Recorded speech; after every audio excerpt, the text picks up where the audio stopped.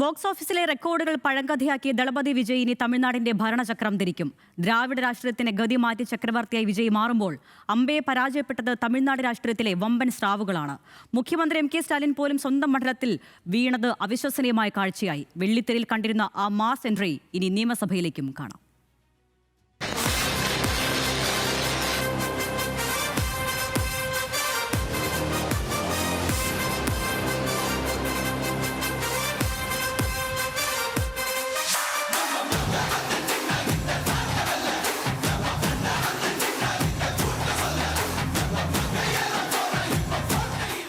രാഷ്ട്രീയ നിരീക്ഷകരുടെ കണക്കുകൂട്ടലുകളെയും exit poll ഫലങ്ങളെയും അപ്രസക്തമാക്കിയാണ് ടി.വി.കെയുടെ തേരോട്ടം.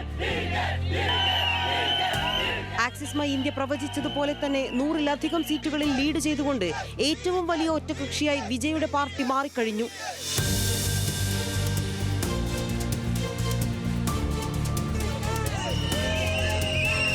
എനിക്കായി എല്ലാം വിട്ടു നൽകിയിറങ്ങിയ ആരാധകർക്കായി ഞാൻ ഇറങ്ങുകയാണ്.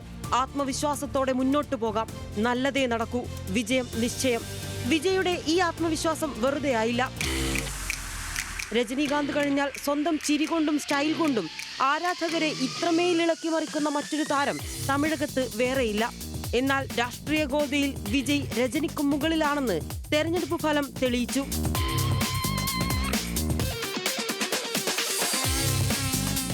1983 NTR ആന്ധ്രയിൽ നടത്തിയ മുന്നേറ്റത്തിന് സമാനമാണ് വിജയുടെ ഈ കുതിപ്പ്. സിനിമ ഉപേക്ഷിച്ച് പൂർണ്ണമായി രാഷ്ട്രീയത്തിൽ ഇറങ്ങിയ വിജയ് NTRന്റെ ചൈതന്യ രഥം പോലെ തമിഴ്നാട്ടിലുടനീളം നടത്തിയ റോഡ് ഷോകൾ വോട്ടർമാരെ സ്വാധീനിച്ചു. MGRന് ശേഷം തമിഴ് ജനത ഇത്രയേറെ നെഞ്ചിലേറ്റുന്ന മറ്റൊരു നേതാവില്ലെന്ന് ഫലങ്ങൾ തെളിയിക്കുന്നു. തെരഞ്ഞെടുപ്പ് റാലിക്കിടെ ഉണ്ടായ അപകടം, കേസുകൾ, സാമ്പത്തിക അന്വേഷണങ്ങൾ, വ്യക്തിപരമായ അവഹേളനങ്ങൾ, വെല്ലുവിളികൾ ഏറെയായിരുന്നു. എന്നാൽ സകല വീഴ്ചകളിൽ നിന്നും ഉയർത്തെഴുന്നേൽക്കുന്ന സിനിമയിലെ വിജയ് കഥാപാത്രങ്ങളെപ്പോലെ താരം തമിഴ് മണ്ണിൽ ഉദിച്ചുയർന്നു.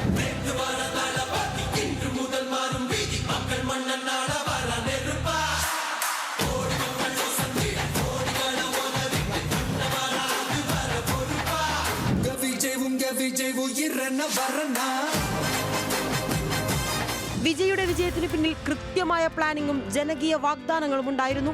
സ്ത്രീകൾക്ക് പ്രതിമാസം 2500 രൂപയും 6 സൗജന്യ ഗ്യാസ് സിലിണ്ടറുകളും നൽകുമെന്ന പ്രഖ്യാപനം സ്ത്രീ വോട്ടർമാരെ ടി.വി.കെ പാളയത്തിലെത്തിച്ചു. നീറ്റ് പരീക്ഷ നീക്കം ചെയ്ത 12ാം ക്ലാസ് മാർക്കിന്റെ അടിസ്ഥാനത്തിൽ മെഡിക്കൽ പ്രവേശനം നൽകുമെന്ന ഉറപ്പ് വിദ്യാർത്ഥികളെയും രക്ഷിതാക്കളെയും ഒരുപോലെ സ്വാധീനിച്ചു. തമിഴ് രാഷ്ട്രീയത്തെ ഞെട്ടിച്ച ഏറ്റവും വലിയ വാർത്ത മുഖ്യമന്ത്രി എം.കെ. സ്റ്റാലിന്റെ പരാജയമാണ്. DMKയുടെ ഉരുക്കുകോട്ടയായ കൊളത്തൂരിൽ ടി.വി.കെ സ്ഥാനാർത്ഥി VS ബാബുവിനോട് 9122 വോട്ടുകൾക്കാണ് സ്റ്റാലിൻ പരാജയപ്പെട്ടത്. സ്പീക്കർ അപ്പാവു ഉൾപ്പെടെയുള്ള പ്രമുഖരും ടി.വി.കെയുടെ യുവനിരയ്ക്ക് മുന്നിൽ അടിയറവ് പറഞ്ഞു.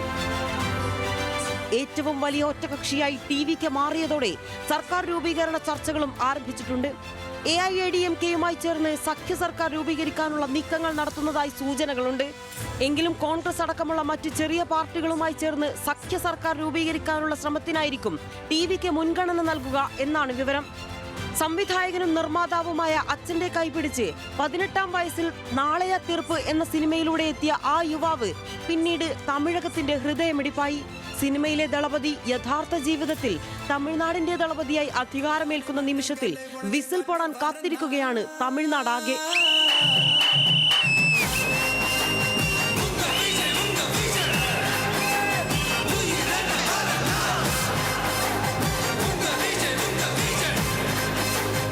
News desk, news Malayalam.